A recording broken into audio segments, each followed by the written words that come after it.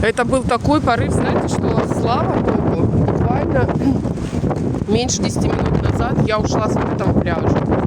И сейчас я вам хочу рассказать как раз минусы песчаного пляжа, о которых я даже не задумывалась, потому что в сильный шторм, там где-то под 100 км в час, я, конечно, по таким пляжам гуляю. И стараюсь, знаете, больше над уровнем моря, там чуть дальше какой-то проходить ряд, где заклонено деревья и дома. Вышла я туда, в предыдущих этих коротких шортах.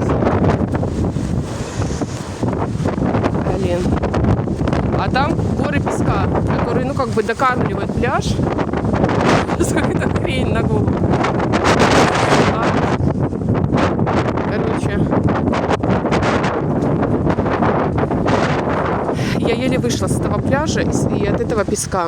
Заметает, конечно, волна и раздувает морскую соль. Но это фигня, как бы это нормально. Но мелкий песок с огромным порывом ветра это жесть.